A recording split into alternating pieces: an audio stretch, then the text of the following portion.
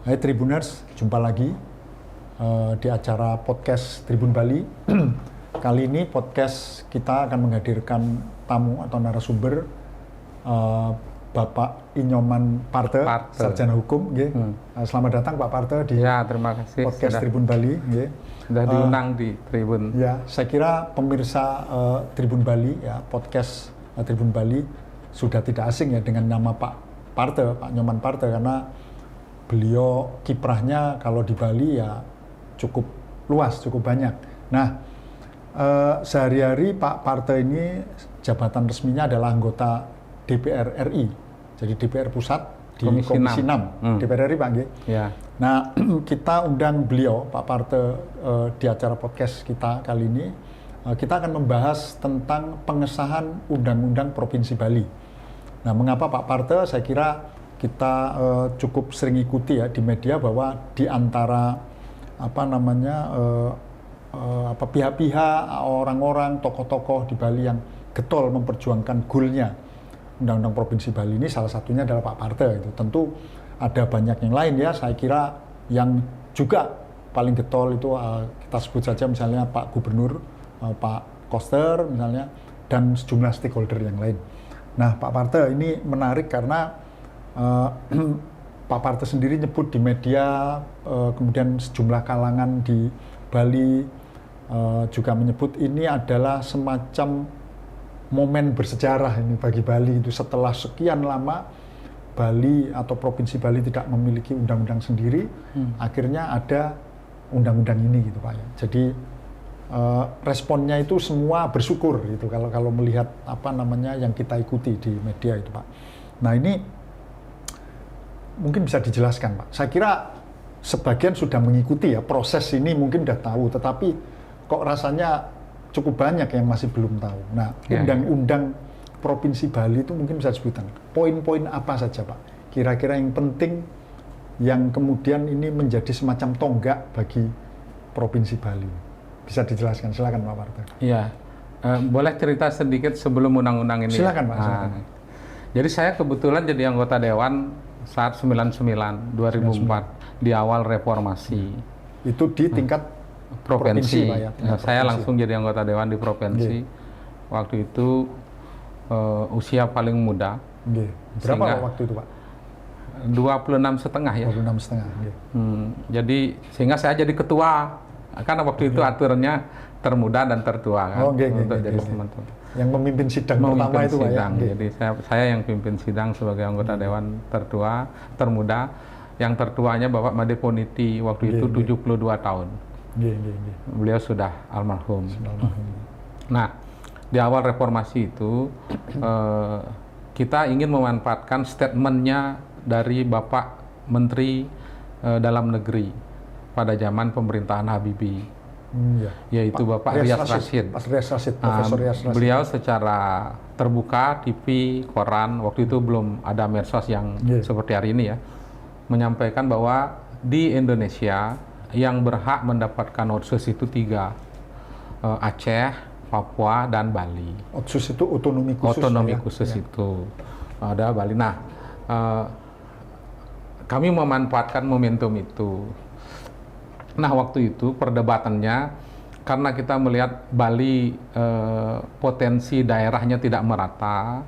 Ada yang daerah yang memang kita dilahirkan untuk tempat-tempat konservasi. Ada yang memang kita manfaatkan untuk kebutuhan pariwisata, pengembangan kependudukan.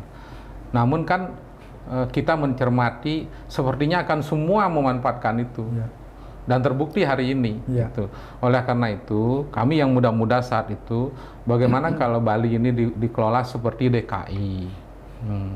Jadi Bupati Wali Kotanya diperintah adalah pilihan dari kepala daerahnya gitu. Terus kita bisa ngatur daerah mana yang kita jadikan daerah yang kita manfaatkan untuk pengembangan kawasan wisata. Daerah mana yang memang sebagai lahan sawah produktif yang tidak boleh diganggu gugat sama sekali, yang kita lindungi. Daerah mana yang kita jadikan tempat konservasi, danau, hutan, dan lain-lain, sehingga Bali terawat dia. Nah, ada daerah yang kita jadikan kawasan, daerah itulah yang sebagai penghasil uang PAD. Gubernur karena dia tunggal, itu dialah yang mendistribusikan ke seluruh Bali, sehingga ketimpangan Bali tidak seperti hari ini. One stop system ya, istilahnya. Ideal kan waktu itu kan, sangat ideal kan, gitu loh. Cuman itu tidak berhasil. Di Bali tidak satu kata, di pusat tidak mendapatkan respon yang memadai. Bahkan ketika Undang-Undang Aceh dan Yogyakarta, bukan Yogyakarta, Aceh dan Papua, sepertinya tanda otsus itu menjadi sedikit apa ya istilahnya ya, agak provokatif istilah itu jadinya, sehingga alergi gitu. Alergi teman-teman di para pengambil kebijakan di pusat, sehingga kami nggak ada yang ngurus gitu loh. Kita nggak ada yang ngurus. Waktu itu gubernurnya Dewa Brata, anggota dewannya saya. Waktu itu yang memimpin pansusnya adalah Pak Alit Kelakan. Nah, jeda sudah reda. Selanjutnya saya tidak jadi anggota dewan, saya jadi pimpinan partai, jadi sekretaris DPD. Selanjutnya teman-teman di DPR kembali karena memang semangatnya gitu. Semangatnya kembali memperjuangkan aspirasi itu. Dipimpin oleh Pak Made Arimbawo, Ketua Praksi PDI Perjuangan Provinsi Bali waktu itu, kembali mengusulkan itu. Gubernurnya adalah Mangku Pastike. Jadi dua gubernur pertama. Baru pertama. Jadi dua gubernur ini, Dewa Brata di akhir kan, di jabatan yang kedua, gubernur jabatan di awal. 99 2004 2009. Sama hasilnya, sampai di Jakarta, di DPR sampai, tetapi tidak teragendakan, sama sekali tidak teragendakan. Ya hilang akhirnya gitu, hilang akhirnya. Nah, baru di zaman Pak Gubernur Koster inilah gitu, beliau punya pengalaman 3 periode di DPR RI, jadi napas cara berjuang, strategi di DPR RI itu Pak Gubernur apal. Punya jam terbang yang cukup beliau di situ kan. Terus ini mulai masuk.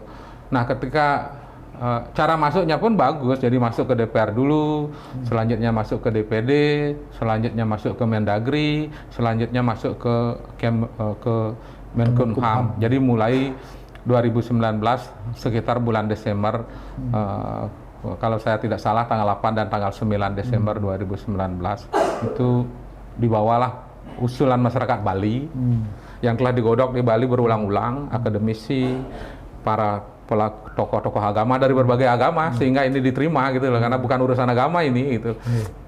Urusan memajukan Bali, kalau Bali udah maju semua orang menikmati.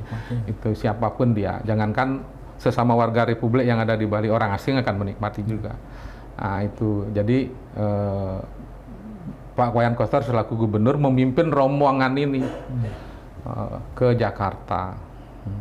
Selanjutnya adalah proses tanggung jawab kami di Senayan. Saya kebetulan ditugaskan di Baleg, Badan Legislatif. Tugas sehari-harinya di Komisi 6. Tugas penugasan lainnya adalah di Baleg. Seluruh proses perundang-undangan masuk di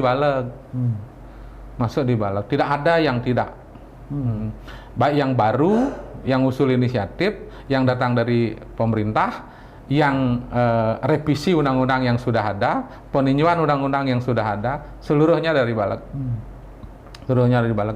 Nah, saat itu jujur suasananya juga masih belum terbuka menerima usulan ini. Satu, karena baru Bali. Baru Bali. Masuklah jadwal undang-undang Provinsi Bali ini di dalam jadwal kumulatif terbuka istilahnya. Ada istilahnya juga prolegnas prioritas. Ini adalah yang pasti dibahas cepat, pasti diselesaikan dalam satu masa persidangan, bahkan itu ada yang masuk dalam jadwal akumulasi kumulatif terbuka gitu. Nah, undang-undang Provinsi Bali ini di situ sempat ke akumulatif terbuka ya itu kalau kita sederhanakan dan lain-lain itu bahasa kalau kita sederhanakan ya masih nggak pasti ada itu masih dan lain-lain gitu loh dan lain-lain karena yang membuat jadwal itu kan Banmus. Badan Musyawarah. Saya tidak ada di situ, teman-teman tidak ada, Bali tidak ada saya ada di balagnya, ketika sudah di balag baru bisa ngomong, berperan dan lain sebagainya gitu. Nah, kebetulan sekali setelah Covid, dalam perjalanan Covid, pertengahan Covid, teman-teman di Komisi 2 membahas tentang peninjauan atau perubahan dasar hukum pembentukan undang-undang provinsi di seluruh Indonesia yang kurang lebih ada 20 provinsi. 20 provinsi. Yang dasar hukumnya adalah dasar hukum UUDS. Orde lama lah. Bukan orde lama. Bahkan zaman kemerdekaan itu Pak ya. Sudah merdeka kan gini. Kita kan pernah melewati proses konstitusi negara kita dan bentuk negara kita. Satu pernah menjadi negara NKRI kan, yaitu 1945. Selanjutnya kan menjadi negara RIS. Dasar hukumnya adalah UUDS 50, ya kan? RIS. Nah, Undang-Undang Provinsi Bali dasar pembentukannya adalah UUDS 1950. Sementara 1950 pembentukannya pada saat itu sedang berlaku saat itu sehingga bentuknya dia RIS. Bukan NKRI. Undang-Undang Provinsi Bali juga agak spesial, dia satu undang-undang di dalamnya ada 3 provinsi. Ini yang menarik. Ada NTB, ada NTT. Ada NTB, NTT. Jadi Provinsi Bali itu. Kenapa Bali Nusra ya? Karena kita memang dibentuk lewat undang-undang yang sama. Semua orang nggak boleh mengingkari itu. Kenapa Bali? Kalau Bali dekat dengan NTB, NTT, baik secara sosial maupun dalam proses kekeluargaan, kekerabatan, saya pikir. Karena dibentuk juga dalam suasana seperti dulu ada istilah Sunda kecil. Sunda kecil, ya itu dibentuk NTB, NTT gitu. Jadi dibentuk lewat undang-undang yang sama. Cuman dasarnya itu. Ternyata di luar Bali, NTB, NTT ada daerah-daerah yang lain yang sama juga dasar hukumnya. Yang didasarkan pada UUDS. Coba bayangin, entah ini ketelatan regulasi, entah keterlambatan dalam proses politik legislatif, intinya kok lama banget gitu loh. Negaranya negara NKRI, undang-undangnya 1945, tetapi pembentukan daerahnya 20 daerah provinsi masih menggunakan undang-undang sementara. Itu dah teman-teman Komisi 2 mencermati itu agar tidak mewarisi terus sampai ke DPR sebelumnya. Ini harus selesai. Baru masuk itu saya merasa ada peluang untuk memasukkan undang-undang Provinsi Bali karena memang dasar hukumnya itu. Terus yang kedua ada kesepakatan setiap daerah harus punya undang-undang sendiri.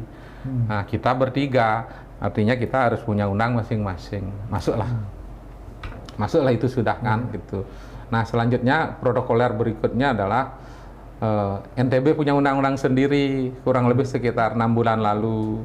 NTT punya undang-undang sendiri di pertengahan itu. Tinggal kita Bali nggak mungkin Bali tidak punya undang-undang karena saudaranya yang dulu bersama-sama dalam satu undang-undang sudah punya undang-undang sendiri. Nggak mungkin Bali dibiarin sendiri. Di situ saya yakinan bahwa undang-undang ini akan dibahas. Akhirnya masuklah ke badan legislatif. Saya sudah ngawal di situ. Dan Pak Gubernur terus memonitor perkembangannya. Apapun beliau monitor dengan baik, dengan komunikasi politik yang beliau miliki.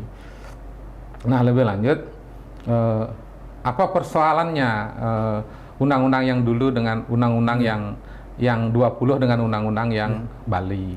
Nah, di undang-undang teman-teman kita yang 19 itu adalah mengganti undang-undang pembentukan. Terus yang kedua menentukan misalnya ada yang berbeda antara hari kelahirannya dengan antara hari dibentuknya, tanggal pembentukannya dengan hari kelahirannya. Kan ada yang sering berbeda, Mas. Misalnya ada hari kelahirnya sudah 500 tahun yang lalu, tapi pembentukannya lewat perda nomor sekian kan gitu misalnya.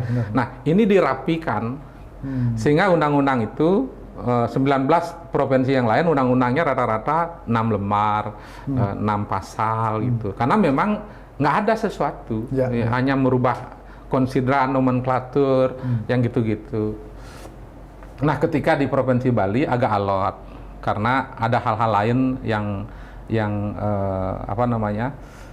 yang agak berbeda dengan undang-undang di provinsi yang lain. Ada karakteristik tertentu. Karakter sendiri. Nah, disitulah yang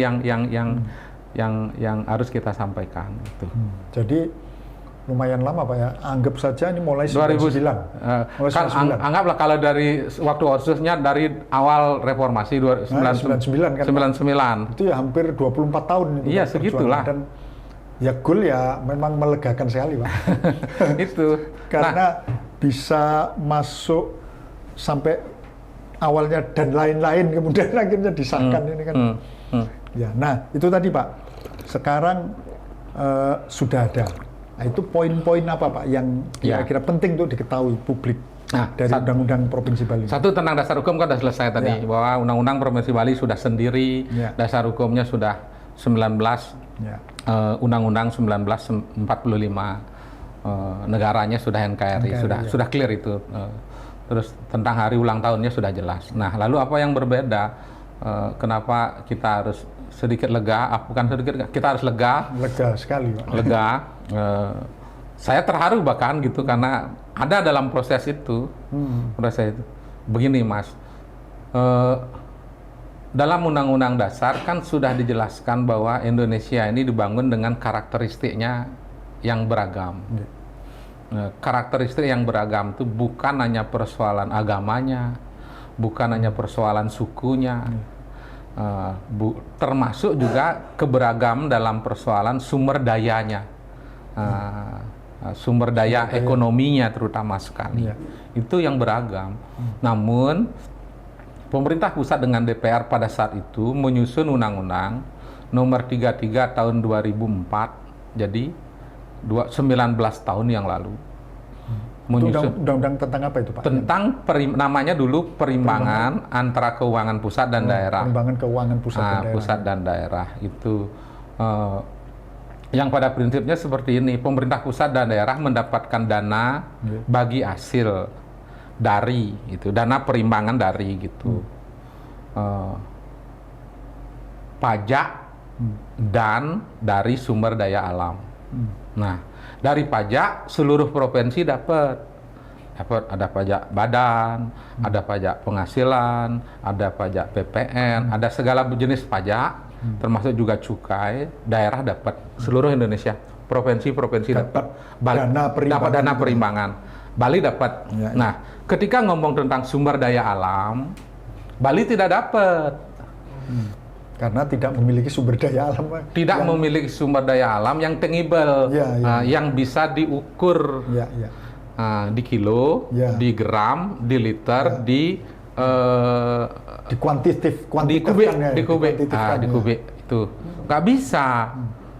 Karena kebudayaan dia intangible, jadi dia nggak bisa abstrak. Dia ada, dia bisa dilihat, dia bisa dirasakan, tapi nggak bisa diukur dalam bentuk matematik gitu. Tidak bisa dimatematikkan. Tidak bisa dimatematikkan gitu loh. Akhirnya Bali tidak dapat. 19 tahun Mas. Dan itu terus kita persoalkan, tapi pintu masuknya nggak ada. Karena menggugat undang-undang itu sama aja kita melawan seluruh provinsi yang menikmati, itu tidak mungkin. Tidak mungkin itu, tidak masuk akal juga kita gitu. Sehingga tidak ada yang melakukan itu.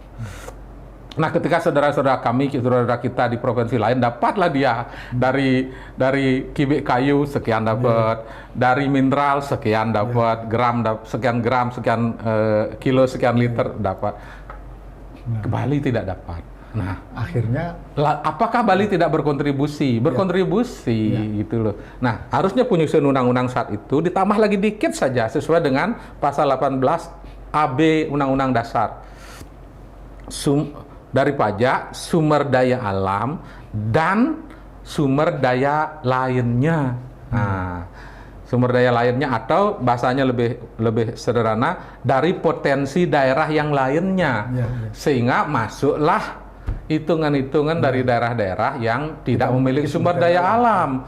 tetapi memiliki karakteristik yang berbeda. Ini kok menyusun undang-undang, membuat undang-undang hanya yang bisa diukur, dihitung. Padahal Republik ini beragam gitu loh. Benar. Paham nggak, Mas? Nah, itu. Oleh karena itu dari situlah kita teriak terus.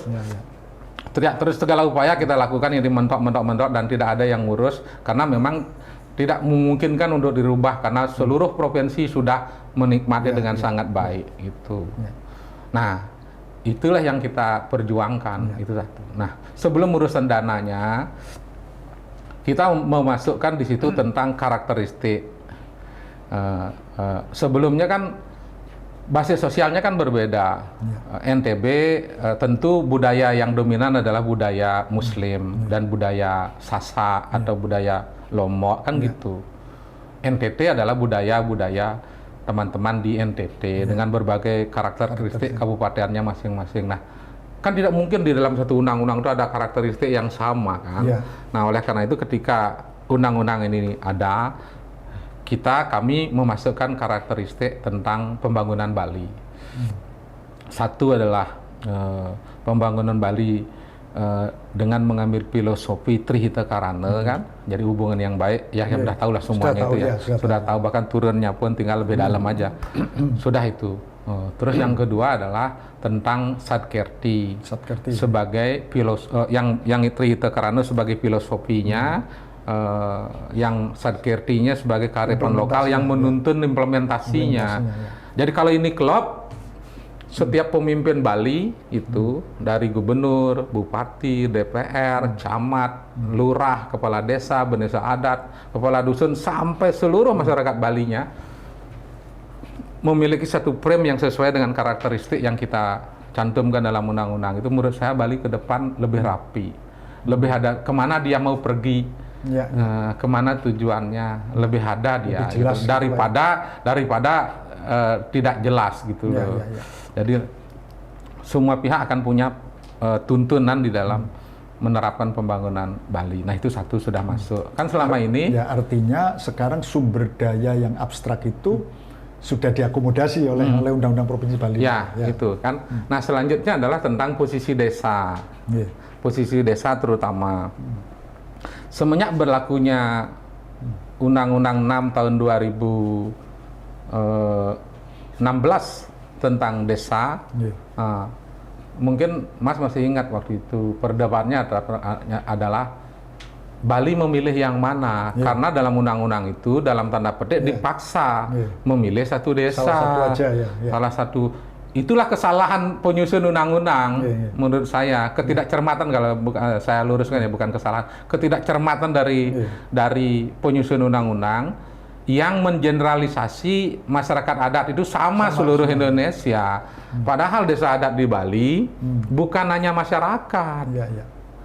Jadi desa adat di Bali itu adalah sebuah bangunan yang semuanya ada.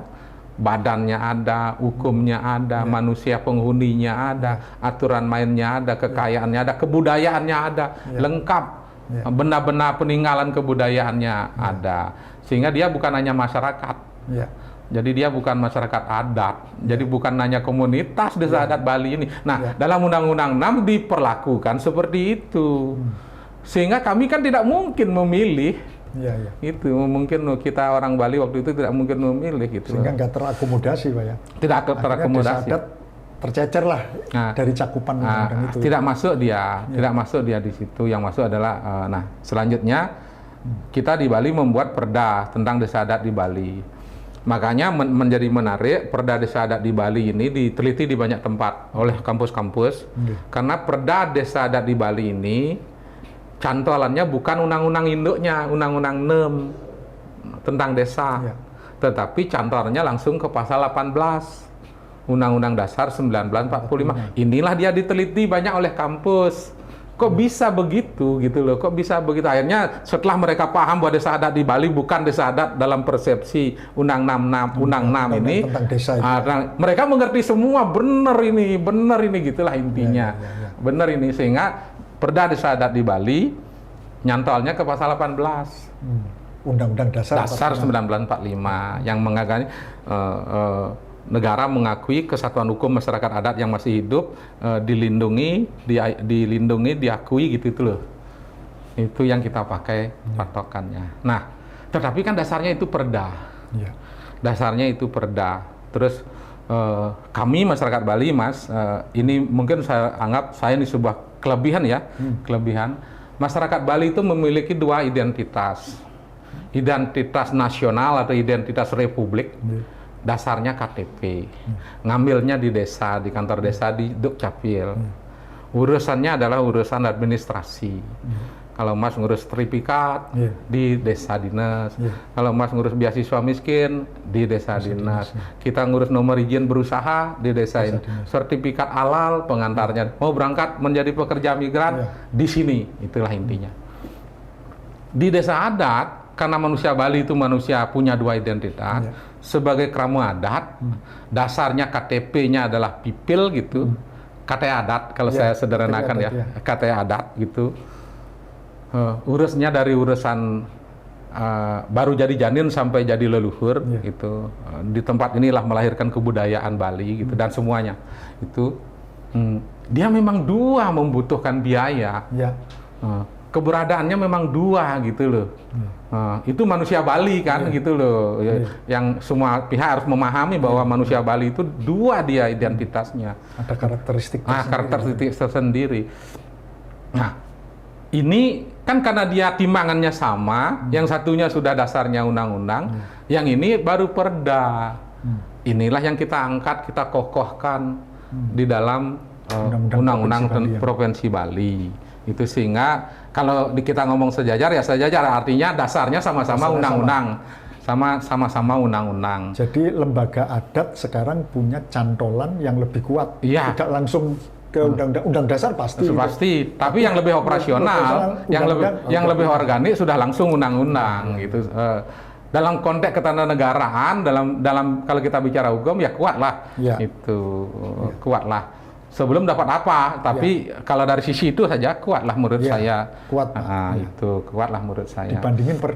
Dibandingkan perda. Lebih kuatlah kalau dasarnya undang-undang. Nah, lalu tambahannya karena Bali ini juga ada apa istilahnya bentuk organisasi sosial yang berdimensi kebudayaan yang selama ini sangat efektif dan nama besarnya sudah sampai ke mancanegara, bahkan jadi penghargaan dari pengakuan dari UNESCO, yaitu SUBA gitu, dan dia memang efektif sepanjang dia masih ada, dan belakangan mulai tergerus karena faktor alih fungsi yang begitu fungsi lahan minta ampun, masif.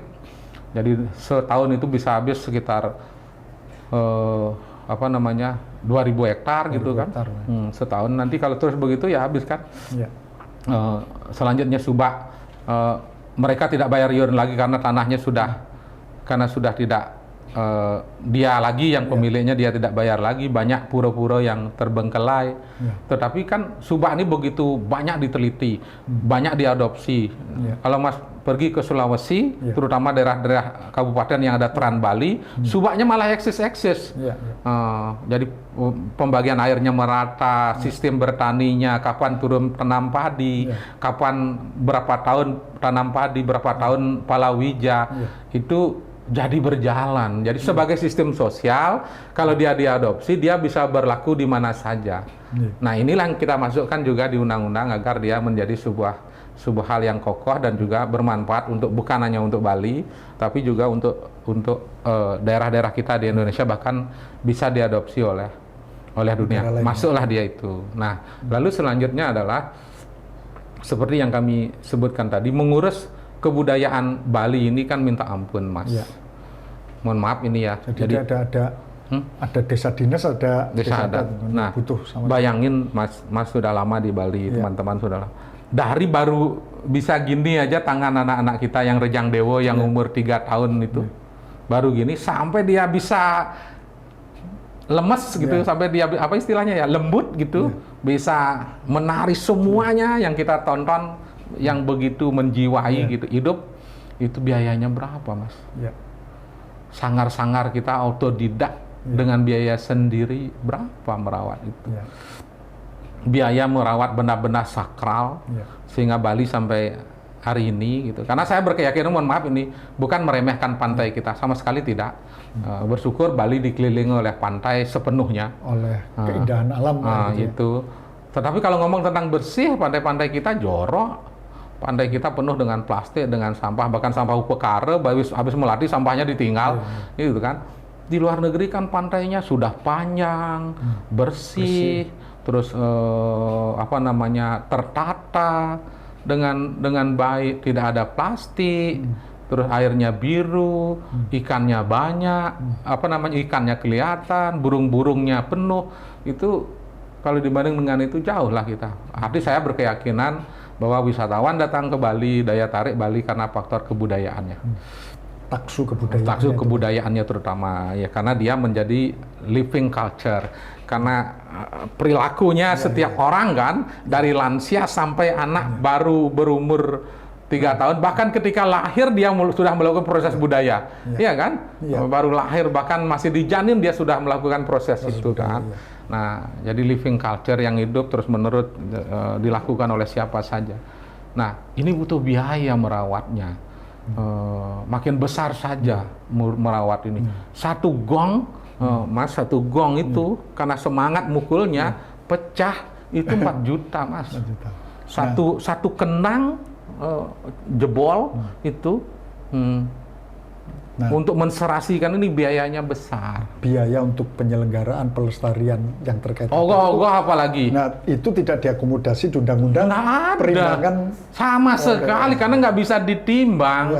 Jadi dia menghasilkan turis, terjadi industri, terjadi perdagangan. Pemerintah pusat juga dapat manfaat. Ada pajak, ada devisa besar. Ada kenyamanan yang luar biasa karena bisa mengadakan pertemuan di Bali kan? Kenapa tidak diadakan di tempat yang lain? Kenapa memilih Bali kan? Tapi tanggung jawab pembiayaannya Bali aja, dibebankan ke pemerintahnya, dibebankan terus-menerus secara gotong royong kepada rakyatnya. Jadi syukur-syukur orang Balinya berbudaya, berkebudayaan karena ini. Kalau saja prosesnya tidak seperti itu, karena panggil, mohon maaf ini, adik-adik kami para pemuda di Bali menjelang nyepi, dia langsung masuk Balai Banjar, buat ogoh-ogoh 1 bulan, tidak ada yang ngasih tahu, tidak ada yang merintah, nggak tahu berapa uang yang akan dihabiskan, di mana cari uang, pokoknya dia naik Balai Banjar langsung mengumpulkan teman-temannya, merangkai gitu. Di mana ada pulau, ada daerah yang seperti itu. Nah, ini kan nggak bisa dibiarkan terus-menerus dia jalan sendiri, keluar terus dari kantongnya sendiri. Terlalu berat bebannya. Iya, sementara yang menikmati semua orang, negara menikmati secara tidak langsung maupun langsung. Nggak fair dong gara-gara tidak bisa ditimbang, tidak bisa dikilo, tidak bisa diliter, tidak bisa dikibik, tidak bisa di gram, bisa dikuantifikasi. Tidak bisa dikuantifikasi secara matematik, nggak dapat. Nah, oleh karena itu kita masuk ke urusan itu. Jadi ada pendanaan dari pemerintah pusat terhadap penguatan, pemajuan kebudayaan desa adat dan sumba. Jadi sekarang ini dengan Undang-Undang Provinsi Bali ini diakui oleh pemerintah pusat, tidak sekedar diakui sebagai apresiasi, tapi tanpa ada dukungan anggaran. Kalau dulu kan ini sekarang apa ini istilahnya ya? Ya cuman verbal aja, diakui aja. Makanya saya agak centeng itu kan, kalau saya agak kenceng di rapat itu, cinta itu harus diwujudkan gitu. Jadi nggak boleh hanya saya mencintai Bali, saya I love Bali terus-terusan kita dengar itu gitu loh. Cuman nggak konkret, gitu. Kata-kata tanpa dukungan dana. Masa 19 tahun membiarkan Bali berjalan sendiri, sementara kasanahnya dinikmati oleh semua orang gitu. Ini penjelasan Pak Parto ini sudah menjawab banyak list pertanyaan saya. Jadi seperti itu. Nah, ini Pak, berarti sekarang ini sudah jelas ada dukungan pemerintah pusat yang konkret, tidak hanya apresiasi-apresiasi abstrak gitu ya, atau kayak penghargaan kertas saja. Tapi ini sudah harus, komitmen ini sudah wujud harusnya dalam bentuk anggaran gitu, pengalokasian. Betul. Nah, ini kemudian next Pak, selanjutnya bagaimana membuat undang-undang ini menjadi efektif ini sampai di lapangan gitu. Artinya itu tadi bantuan untuk desa adat, terutama dari pusat ya, dan lain-lain yang terkait dengan pelestarian dan pemajuan budaya adat dan tradisi Bali. Apa ini Pak PR selanjutnya yang harus dilakukan? Sebelum cerita tentang PR selanjutnya, itu kan yang atasan itu, yang atasan berkaitan dengan tanggung jawab pusat terhadap budaya Bali, desa adat dan subak di Bali, kebudayaan Bali, desa adat dan subak. Yang kedua, Undang-Undang Provinsi Bali ini juga memberikan ruang terhadap pemerintah Provinsi Bali untuk menggali potensi dana untuk merawat Bali. Dari mana? Dari yang paling nyata, datangnya turis ke Bali. Karena jenis turis yang datang ke Bali ini kan banyak. Ada yang sangat mencintai Bali, berulang-ulang datang ke Bali, ingin mati di Bali. Sudah jadi rumahnya sendiri Terus yang kedua, ada yang karena Bali terlalu murah, dia bekerja di negerinya 1 bulan, tinggal 2 bulan di Bali. Tinggal 2 bulan di Bali, ngabisin uang di Bali, lagi dia pulang, lagi dia datang ke Bali untuk menikmati Bali.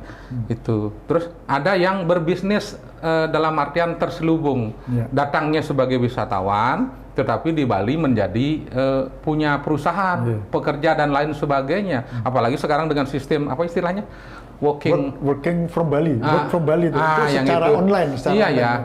Apalagi sekarang sudah ada banyak fasilitas working space itu loh. Working space, co-working space itu co-working space itu. Jadi makin banyaklah yang seperti itu, tinggal di sebuah desa terpencil atau villa terpencil di Bali, berbisnis dan lain sebagainya.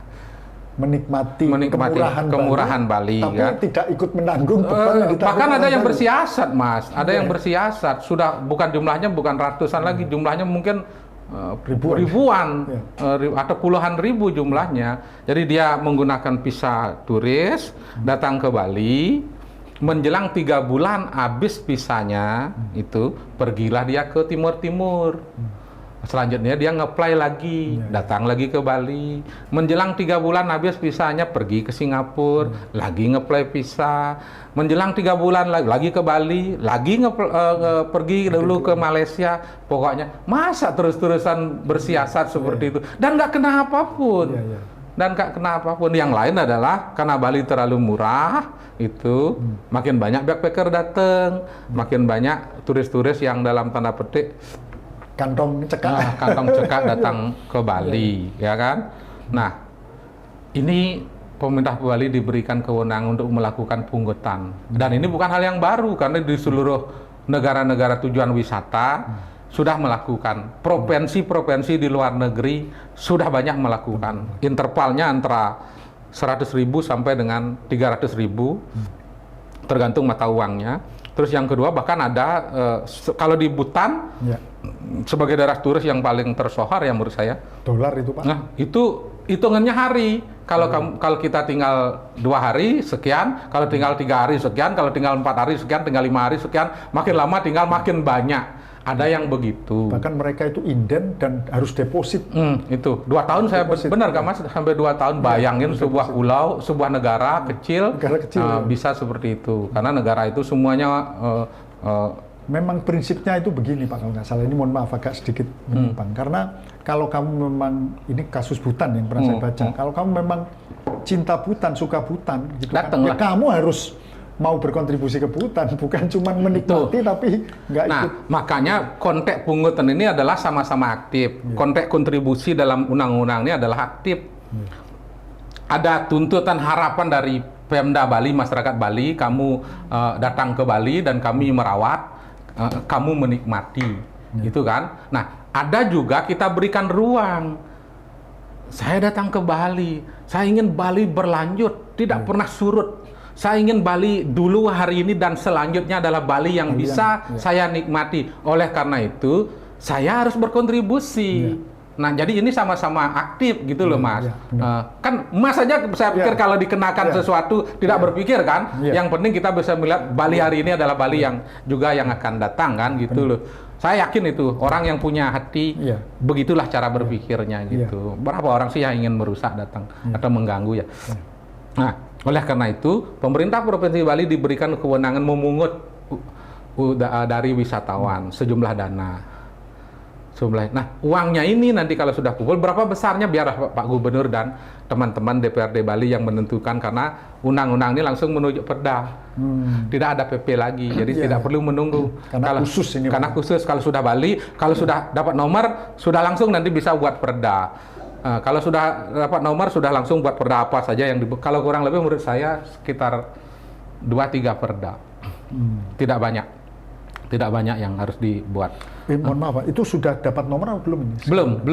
Belum mungkin proses itu dapat. Biasanya tidak lebih dari 1 bulan. Iya. Tidak lebih dari biasanya ya, tidak lebih dari 1 bulan. Saya yakin akan lebih cepat dari itu. Nah, terus untuk apa jika nanti sudah dapat uang? Yang kalau slot yang pertama sudah jelas kan, judulnya kan Mas? Sudah jelas kan? Nah, untuk slot yang kedua inilah yang kita gunakan untuk pelayanan pariwisata. Lingkungan Bali harus lebih baik, lebih bersih. Keamanan Bali mutlak harus lebih baik. Fasilitas yang membuat turis itu nyaman gitu. Ada toilet umum misalnya, itu yang terawat, yang bersih. Terus ada tempat-tempat sampah di pojokan-pojokan yang benar gitu. Dan ya mungkin di masa depan dengan dana ini Bali bisa menjadi pulau yang clean propin atau green propin, bahkan menurut saya kalau kita ingin mencontoh negara-negara yang maju pariwisatanya dan mahal, harusnya Bali menjadi pulau organik. Jadi kalau sudah itu udaranya bagus, airnya tidak tercemar, makanannya sehat, Bali akan kita jual dengan sangat mahal. Oleh karena itu butuh dana. Kalau nggak ada dana, gimana menuju ke sana? Nah, dana dari pungutan wisatawan inilah yang menurut saya harus dimanfaatkan oleh Bapak Gubernur, teman-teman DPRD. Nanti kalau dibawa ke kabupaten oleh teman-teman Bapak dan Bapak Bupati yang ada di Kabupaten Sebali. Jadi kan bermanfaat. Jadi ketika turis datang saya kena 150.000 gitu misal. Jadi $10 misalnya. Ternyata tidak ada keberatan karena pelayanannya, servisnya nyata gitu loh. Itu Pak, dukungan dana dari pemerintah pusat untuk Bali. Sudah ada nggak Pak matematika atau rumusannya itu? Misalnya dapatnya sekian gitu Pak. Itu di luar yang nanti pungutan-pungutan yang akan didasarkan pada perda yang merujuk pada undang-undang itu. Tidak ada, tapi waktu kami membahas itu pasti dapat. Jadi kesepakatannya dapat, jumlahnya berapa, tentu mungkin pusat buat parameter.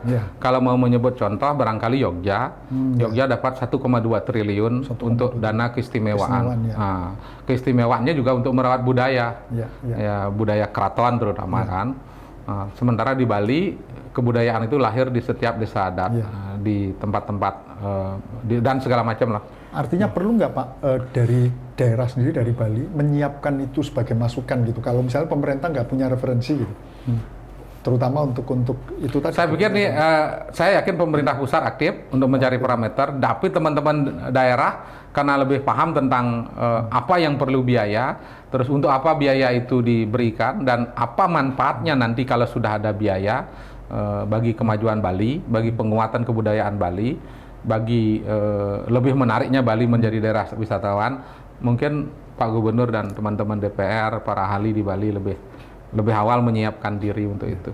Nah ini Pak, terkait itu kayaknya ini nanti akan secara natural, seperti yang Pak Parte sampaikan tadi, kalau kemudian ini terarah, Bali implementasi dari undang-undang ini kan terarah, tepat gitu ya, akan lebih baik. Rasanya saya yakin itu Pak. Jadi Bali green, clean, healthy, clean gitu kan.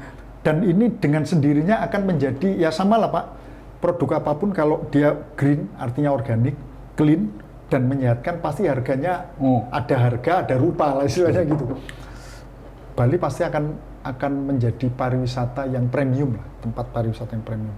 Nah tapi di sisi yang lain, tapi ini mungkin pembahasannya agak panjang Pak, mungkin nanti ada sesi lain gitu kita bisa bicarakan tersendiri. Kalau ngomong pariwisata secara umum ini kita Pak ya, kalau kita ngomong nasional, bahkan kemudian akhirnya ya ke Bali, selalu ngomongnya kuantitas target itu. Itu kan, tahun depan kita targetkan sekian, naik sekian persen dari tahun sebelumnya. ini kan jadi apa ya, agak kontradiktif juga kan Pak gitu. Nah, ini mesti harus apa namanya ya? Bagaimana cara nanti mengkompromikan itu Pak gitu. Saya adalah salah satu orang yang sampai hari ini tidak mau terjebak oleh dua istilah itu. Itu apa itu kuantitas dan kualitas. Apa itu quality tourism dengan quality tourism. Nah, jadi kenapa saya tidak mau terjebak? Karena ini dari hasil diskusi dengan banyak pihak dan bertanya dengan teman-teman. Contoh misalnya, mohon maaf, kalau di Pasar Seni Guang, di tempat-tempat rekreasi yang agak ke pinggiran gitu, yang penting salaknya laku, yang penting pisang emasnya laku, atau kuenya, kelapa mudanya laku. Dia nggak memikirkan quality. Jadi yang penting nyampai gitu. Kalau kita berbicara tentang quality, berarti adalah sedikit orang itu. Nanti kalau dia tinggal di Nusa Dua aja, dan lalu Mas bawain tariannya, Mas bawain makanannya, Mas bawain, kan nggak nyampe ke desa-desa. Sementara pariwisata ini kita rawat oleh seluruh orang Bali, iya kan? Nah, ini harus diselesaikan dulu tentang dikotomi ini, gitu. Sehingga cara berpikir saya adalah yang tadi itu, buat Bali itu nyaman, itu buat dia jadi lingkungannya bagus, sanitasinya bagus, plastiknya tidak ada, gotnya tidak mampet, sampahnya tidak bau, gitu. Makanannya enak, makanannya sehat, gitu. Ditambah dengan kebudayaannya yang makin dinamis dan makin kuat, gitu. Dia akan mahal dengan sendirinya. Makanya saya tidak mau. Selanjutnya adalah pemerintah lah yang menentukan dengan carrying capacity Bali seperti sekarang yang gitu, nggak bisa dimolorkan, nggak bisa lagi dikaretkan gitu, seperti agar molor kita taruh dulu di minyak tanah karet itu nggak bisa begitu. Nah, seberapa besar orang harus masuk ke sini? Nah, dari situlah kita bisa men-screening dia untuk datang ke Bali dengan sendirinya, Mas. Kalau hari ini kita berdebat tentang dikotomi, malah nggak produktif. Tidak produktif. Pada tahap ini, pada tahap sekarang ini ya kita amanat undang-undang itu yang bisa diwujudkan. Bagaimana ngomong tentang quality tourism kalau sampahnya masih banyak, ya, lingkungannya semrawut, lalu lintasnya tidak tertib, iya kan? Polisi diremehkan, itu kan? Itu gimana kita ngomong tentang di tempat-tempat lain yang maju pariwisatanya, kita nggak nemukan polisi di pinggir jalan, semuanya sistem. Ya, kalau di Butan itu kalau nggak salah saya baca itu kan begini, ya sudah ketentuan kami seperti ini, ini demi Butan. Kalau nggak mau, ya udah nggak usah. Nah, gitu. itu. Jadi kalau bahasa kasarnya itu jual mahal, tapi bagi Butan ini bukan jual mahal, ini memang mahal, gitu. Enggak, kenapa itu tadi terlintas Pak saya quantity mass tourism and quality tourism, karena begini, sempat kan ketika saya tahu itu akan jadi perdebatan terus menerus awal Covid terus kan Cina itu lockdown gitu kan, sempat kan kita geger, waduh kita kehilangan nih wisatawan dari Cina ini berapa, mereka udah besar itu, semua pada teriak kan gitu, padahal ada juga yang ngomong, wisatawan Cina ini yang nggak besar pengeluarannya gitu kan. Jadi uangnya sedikit gitu. Iya gitu. Ya tapi ya kayaknya sudah ada kejelasan undang-undang ini, nanti prosesnya itu akan dengan sendirinya mengarah ke sana. Kalau menurut saya berdayakan Bali gitu, masyarakatnya, lingkungannya diperbaiki, sanitasinya diperbaiki. Yang paling penting saya membayangkan pulau kecil ini pertaniannya yang produktif, lahan basahnya hanya 70.000 hektar.